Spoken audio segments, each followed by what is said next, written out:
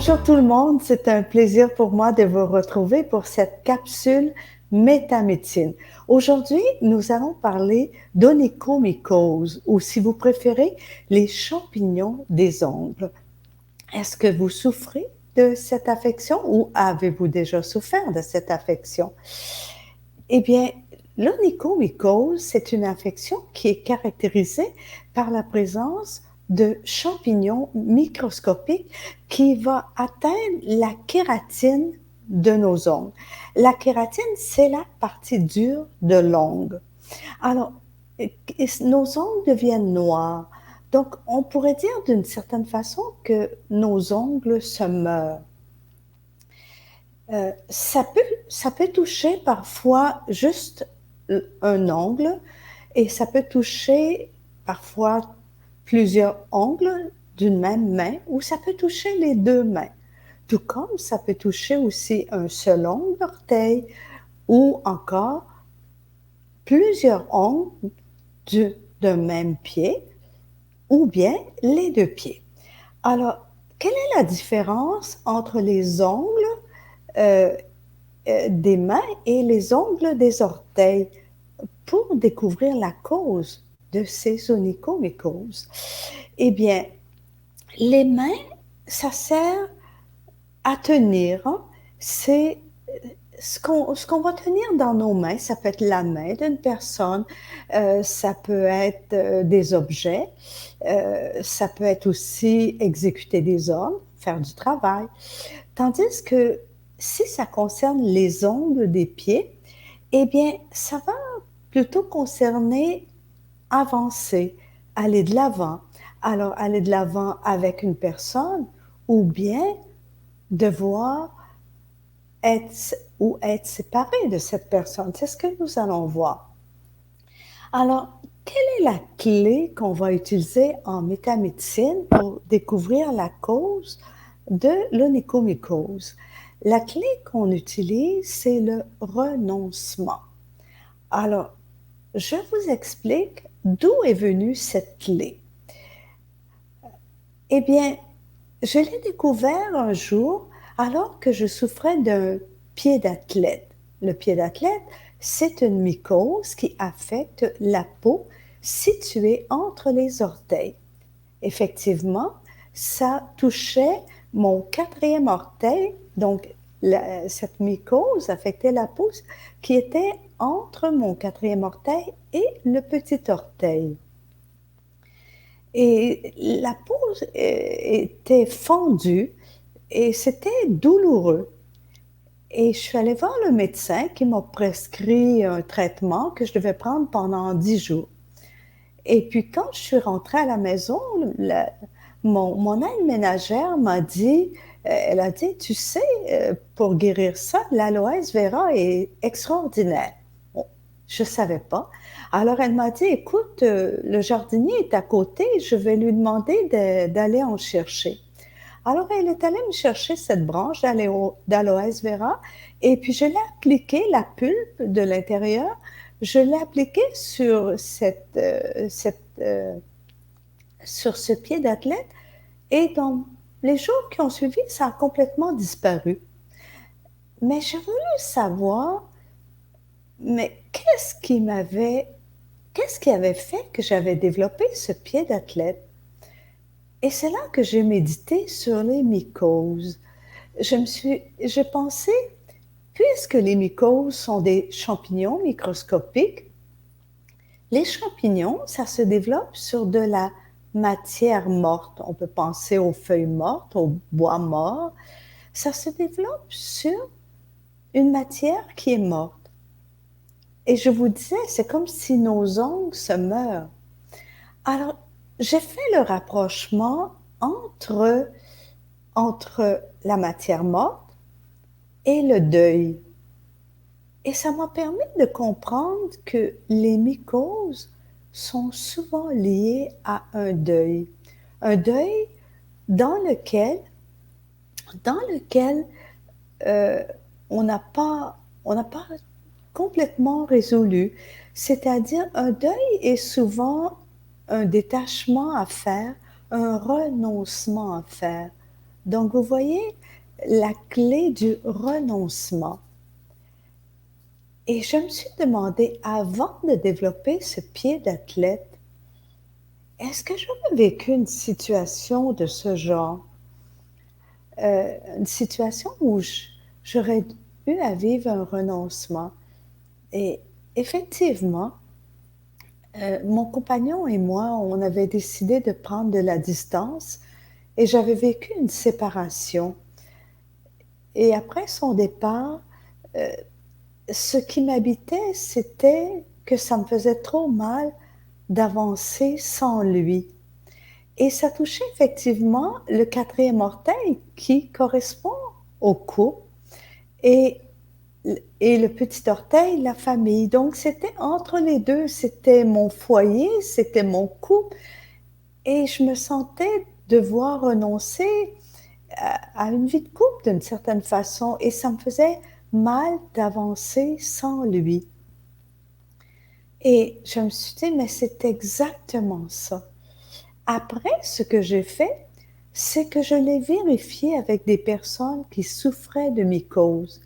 Et je me suis rendu compte que cette clé, elle était très précieuse pour découvrir les histoires de ce que ces personnes vivaient. Donc, si vous voulez, je vais vous parler de l'exemple d'une personne qui souffrait d'onychomycose des ongles et ça touchait euh,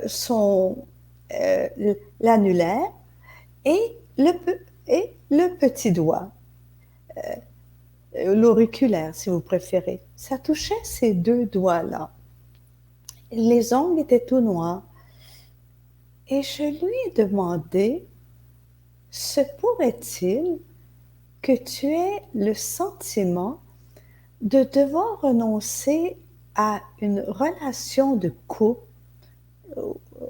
et à une vie de famille? Et quand je lui ai posé cette question, elle s'est mise à pleurer et elle m'a raconté ce qu'elle vivait. Elle fréquentait un homme depuis plusieurs années, un homme qu'elle aimait beaucoup, mais qui n'était pas libre. Mais euh, elle prenait ce qu'il pouvait lui offrir, la disponibilité qu'il avait. Et peu de temps avant qu'elle développe cette onychomycose de ses ongles, il lui avait dit que c'était plus possible pour lui, euh, que- qu'il pouvait pas quitter sa femme et ses enfants. C'était impossible pour lui et que ça le perturbait trop. Donc, il préférait mettre fin à ses rencontres, même si c'était très intense ce qu'il vivait. Euh, il préférait partir. Alors, elle pensait, si c'est pas cet homme-là, ce sera aucun autre. Il lui semblait impossible de pouvoir aimer quelqu'un d'autre.